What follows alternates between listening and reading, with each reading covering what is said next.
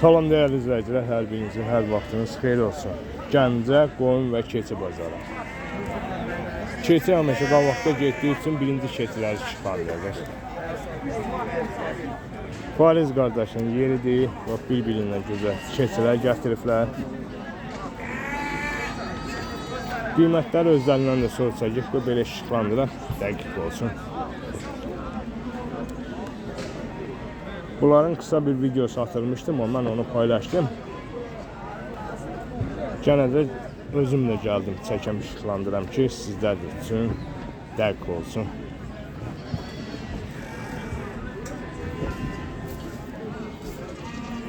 Bunlar da balaları çəpişdə.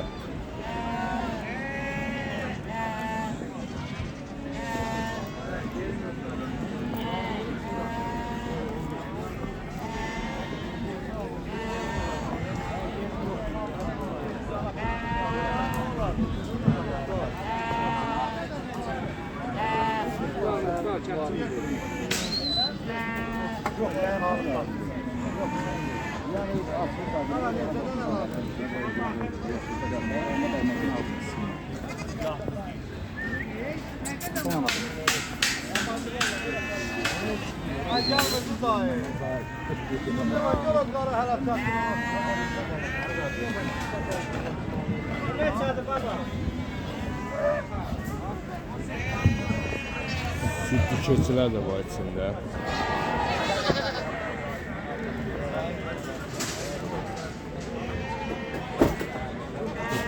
Keçi sütlüdür.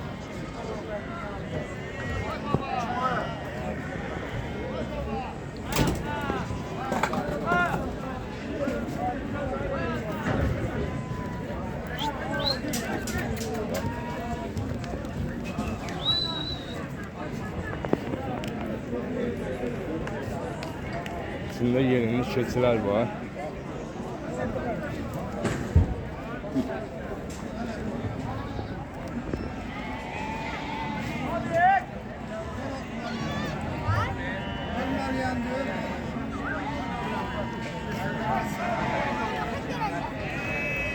Bugünkü gündə neçəylə başlayır qiymətlər?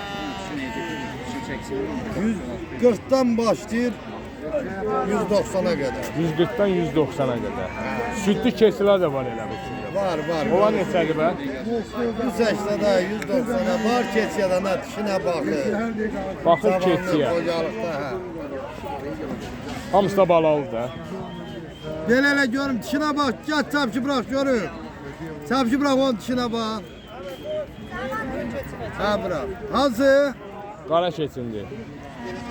O sütlü olanı. Məman o qara keçənə bala deyil, körpəli deyil ki. Yo, buynuz kəsib bir qalın. Deməli, əlaqə saxlasanız, mənlə saxlayın. 050 567 95 25-nə mən sizi Fariz qardaşla dalaşdıracağım. Bazarın olsun qardaşım. Bu erkək keçin neçə deyirsən? 650 manata. Bu sırf ərəb keçisidir. Və bu dişisinin. Dişi 400 manat, erkəyi 650 manata.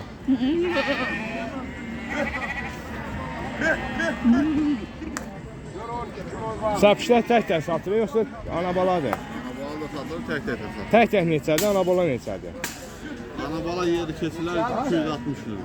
Yerli keçilər, ana-bala 260 lira. Belə tək-tək 220 manat, 110 manat, bağır eyvanı. Bu qara keçin ərəb deyirəm o da. O ərəbdir. O neçədir? O 200 manat. 200 manat.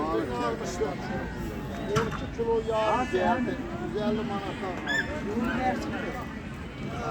Bunun içində sütlü keçim var. Məsəl üçün, buna qədər süt verək baladan alada?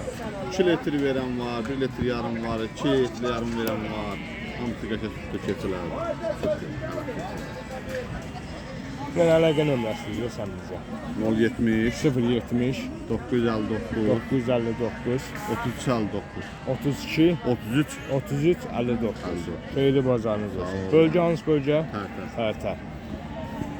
Bazarın olsun dedik oradan. Sağ ol.